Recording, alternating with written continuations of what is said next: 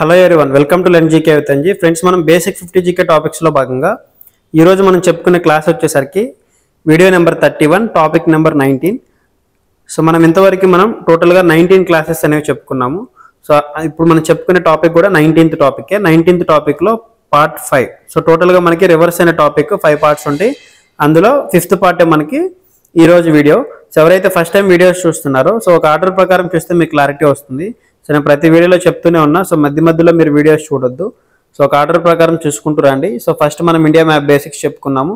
దాని తర్వాత states and Capitals, తీరరేఖ, భారత పొరుగు దేశాలు, భూపరివేష్టిత ప్రాంతాలు, సరిహద్దు రాష్ట్రాలు, భాషలు, యునెస్కో, బయోస్పియర్ రిజర్వ్స్, టైగర్ రిజర్వులు, జాతీయ పార్కులు, విస్తీర్ణం, జనాభా, అవార్డ్స్, దీవులు, మౌంటైన్స్, హిల్స్, టెంపుల్స్. సో ఇప్పుడు మనం చెప్పుకునేది రివర్స్. సో రివర్స్లో మనకి లాస్ట్ వీడియో ఇది. సో టోటల్గా మనకి ఇలా 50 టాపిక్స్ని మనం 100 క్లాసెస్ అనేవి చెప్పుకుంటున్నాం. సో ఒక ఆర్డర్ ప్రకారం చూస్తే మీకు క్లారిటీ వస్తుంది. సో నిన్న అడిగిన క్వశ్చన్ ఏంటంటే మీకు, సో ద్వీపకల్ప నదులు వెస్ట్ నుంచి ఈస్ట్కి, పశ్చిమం నుండి తూర్పుకి ఎక్కువ ప్రవహిస్తూ ఉంటాయి. సో మనకు ఆల్రెడీ తెలుసు, సో భూమి అనేది మనకి 23.5 డిగ్రీలు తూర్పు వైపుకి వాలి ఉంటుంది. సో అందువల్ల మనకి నదులన్నీ కూడా మనకి ద్వీపకల్ప పీఠభూమి పశ్చిమం నుండి తూర్పు వైపుకి వాలి ఉంటుంది కాబట్టి సో దీనికి కారణం అనేది కరెక్ట్. సో ద్వీపకల్ప నదులు పశ్చిమం నుండి తూర్పుకి ఎక్కువగా ప్రవహిస్తాయి. సో ఇది కరెక్టే. సో దానికి కారణం వచ్చేసరికి ద్వీపకల్ప పీఠభూమి వెస్ట్ టు ఈస్ట్, పశ్చిమం నుండి తూర్పు వైపుకు వాలి ఉంటుంది. సో ఏ మరియు ఆర్ రెండు సరైనవి, ఏకు ఆర్ సరైన వివరణ. సో దీనికి ఆన్సర్ వచ్చేసరికి ఫస్ట్ ఆప్షన్. సో దీని తర్వాత మనకి సో రివర్స్లో మనకి 5th పార్ట్ అనమాట. సో మనకి సువర్ణరేఖ, బ్రాహ్మణి, మహానది, గోదావరి అయిపోయింది. సో మిగిలిపోయింది మనకి కృష్ణ, పెన్నా నది, కావేరీ నది. సో కృష్ణా నది ఇక్కడ తీసుకుంటే మీరు సో ఫస్ట్ మ్యాప్ పాయింటింగ్ చూసుకోండి. సో ఇలా మహారాష్ట్రలో పుడుతుంది కృష్ణా నది. సో మహారాష్ట్ర తర్వాత కర్ణాటక వస్తుంది, మహారాష్ట్ర, కర్ణాటక. సో తర్వాత ఏపీ, తెలంగాణ సరిహద్దుల్లో గుండా ప్రవహించి సో ఇలా మనకి ఆంధ్రప్రదేశ్లోకి వచ్చి బంగాళాఖాతంలోకి వెళ్ళిపోతుంది. అంటే మనకి ఏపీలో ఇది మనకి భారతదేశంలో 4 రాష్ట్రాల గుండా ప్రవహిస్తుంది. ఆ 4 రాష్ట్రాలు ఏంటి? మహారాష్ట్ర ఒకటి, కర్ణాటక ఒకటి, దాని తర్వాత తెలంగాణ, ఆంధ్రప్రదేశ్. ఇలా మనకి కృష్ణా నది అనేది 4 రాష్ట్రాల గుండా ప్రవహిస్తూ ఉంటుంది. అదే మీరు ఆంధ్రప్రదేశ్, తెలంగాణ తీసుకుంటే ఆంధ్రప్రదేశ్లో ప్రవహించే జిల్లాలు కర్నూలు, నంద్యాల, పల్నాడు, గుంటూరు, ఎన్టీఆర్, కృష్ణా. సో ఇక్కడ మ్యాప్ పాయింటింగ్లో చూసుకోవచ్చు. సో ఇలా మనకి కర్నూలు జిల్లాలోకి వస్తుంది. సో కర్నూలు తర్వాత నంద్యాల, సో నంద్యాల నుంచి ప్రకాశంలోకి ఎంటర్ అవ్వదు. సో ఇలా వెళ్ళిపోతుంది. సో పల్నాడు జిల్లా, సో పల్నాడు తర్వాత ఎన్టీఆర్, కృష్ణా సరిహద్దుల్లో గుండా, అంటే అక్కడ మనకి గుంటూరు కూడా టచ్ అవుతుంది. సో ఎన్టీఆర్, కృష్ణా, గుంటూరు. సో ఇలా మనకి 6 జిల్లాల గుండా ప్రవహిస్తూ ఉంటుంది. సో ఫస్ట్ వన్ మనకి కర్నూలు తర్వాత నంద్యాల తర్వాత పల్నాడు తర్వాత ఎన్టీఆర్, కృష్ణా. సో మధ్యలో ఉండేటువంటి ల్యాండ్ లాక్ డిస్టిక్ గుంటూరు జిల్లా. సో ఎన్టీఆర్, గుంటూరు, కృష్ణా. సో ఇలా మనకి మొత్తం ఈ 6 జిల్లాల గుండా కృష్ణా నది అనేది ప్రవహిస్తూ ఉంటుంది. సో తర్వాత తీసుకుంటే తెలంగాణలో ఏ జిల్లాల గుండా ప్రవహిస్తుంది? సో తెలంగాణలో వచ్చేసరికి నారాయణపేట, జోగులాంబ గద్వాల్, వనపర్తి, నాగర్ కర్నూల్, నల్గొండ, సూర్యాపేట. సో ఇది కూడా మనకి 6 జిల్లాల గుండానే ప్రవహిస్తూ ఉంటుంది. సో 6 జిల్లాలు ఏంటి తెలంగాణలో?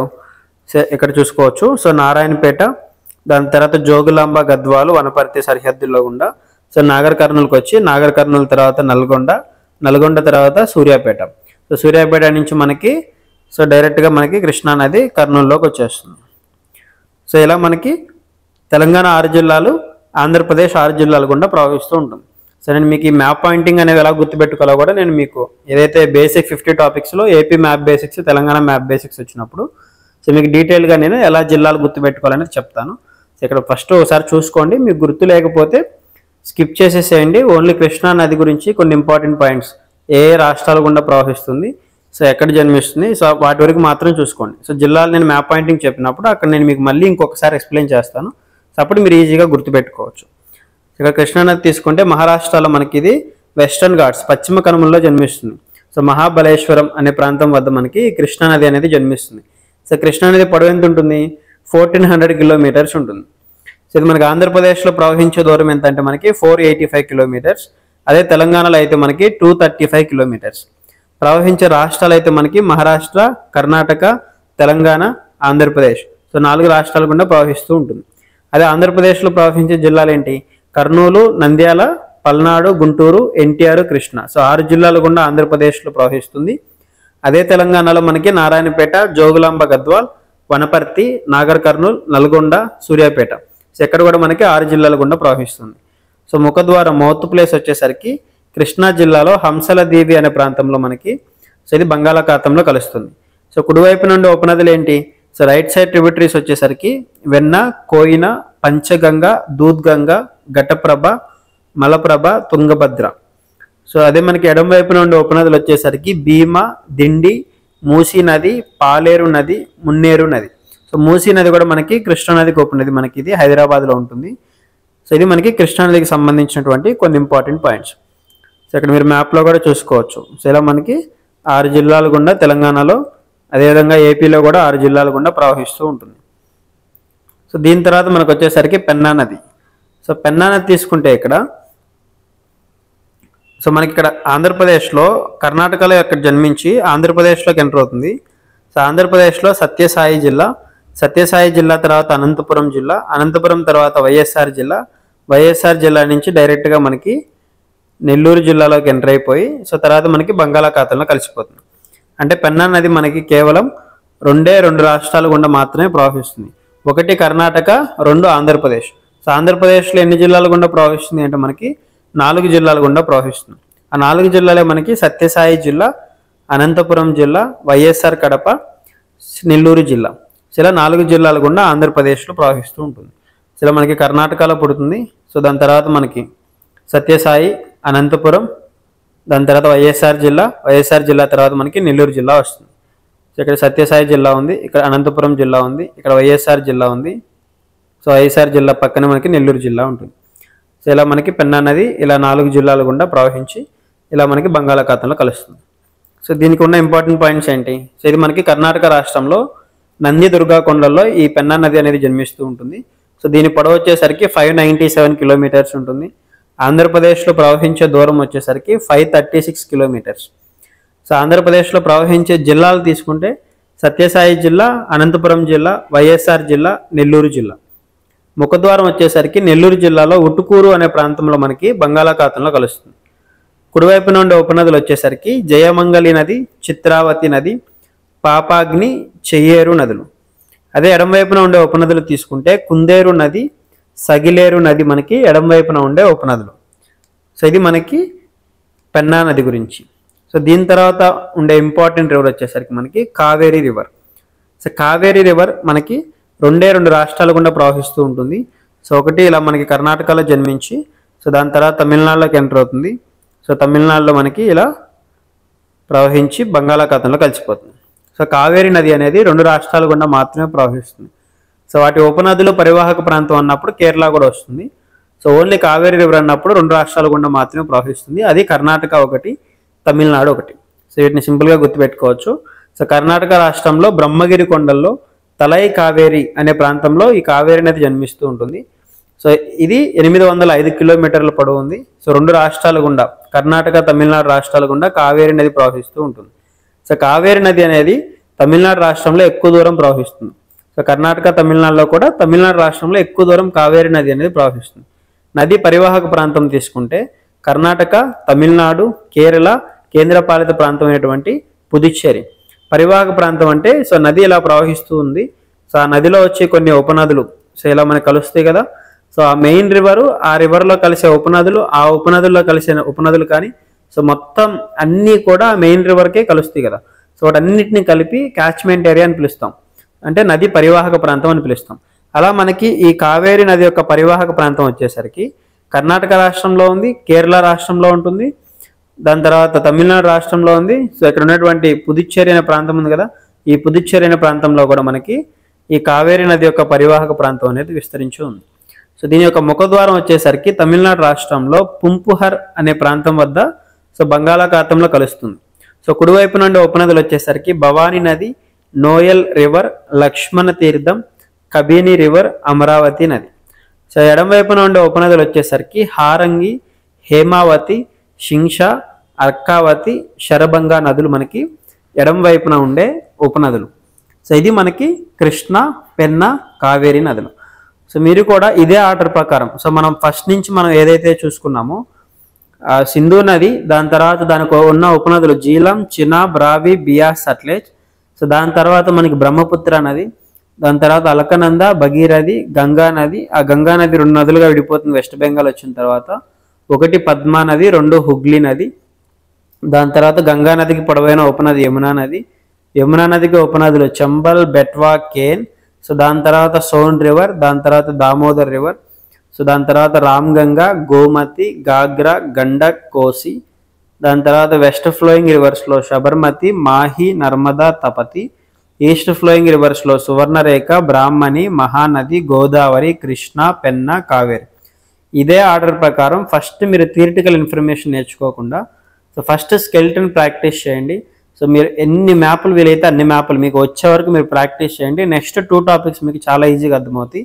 నదీ తీర నగరాలు ప్రాజెక్ట్స్ నేర్చుకునేటప్పుడు మనం ఇదే ప్యాటర్న్ ప్రకారం గుర్తుపెట్టుకోవాలి. సో ఇదే ప్యాటర్న్ ఫాలో అవుతూ నేర్చుకుంటాం. సో ఇక్కడ మీరు మ్యాప్లో బాగా ప్రాక్టీస్ చేయండి. సో దీని తర్వాత మనకి రివర్స్ గురించి కొన్ని ఇంపార్టెంట్ పాయింట్స్ చూద్దాం. సో నదుల యొక్క అధ్యయనాన్ని ఏమంటామంటే మనకి పొటమాలజీ అని పిలుస్తారు. సో స్టడీ ఆఫ్ రివర్స్ అంటే మనకి పొటమాలజీ. సో ప్రపంచ నదుల దినోత్సవం వరల్డ్ రివర్స్ డే వచ్చేసరికి సెప్టెంబర్ చివరి ఆదివారం. సో ప్రతి సంవత్సరం సెప్టెంబర్ మంత్లో వచ్చే చివరి ఆదివారం మనం ప్రపంచ నదుల దినోత్సవంగా జరుపుకుంటాం.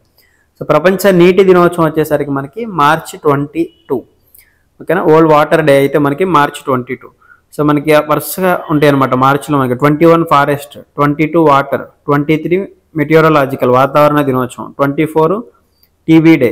అదే 20 అయితే మనకి sparrow day, world happiness day. Sparrow day, happiness day, ప్రపంచ పిచ్చుకల దినోత్సవం, సంతోష దినోత్సవం. అదే 21 అయితే మనకి ఫారెస్ట్, 22 అయితే వాటర్, 23 అయితే వాతావరణ దినోత్సవం, వాతావరణం. అదే 24 అయితే మనకి టీబీ డే. సో మనకి రెండింటిని కూడా సింపుల్గా గుర్తుపెట్టుకోవచ్చు. సో మనకి స్పారో, పిచ్చుకలు హ్యాపీగా ఉండాలంటే ఫారెస్ట్లో వాటర్ ఉండాలి, అప్పుడు వాతావరణం బాగుంటుంది. సో వాటికి డిసీజెస్, సో వ్యాధులు రాకుండా ఉంటాయి. సో టీబీ అనేది ట్యూబర్క్యులోసిస్ అనేది ఒక వ్యాధి ఉంటుంది. సో ఇలా మనకి 20, 21, 22, 23, 24. సో ఇవన్నీ కూడా మనకి మార్చ్ మంత్లో వచ్చే డేట్స్ అన్నీ.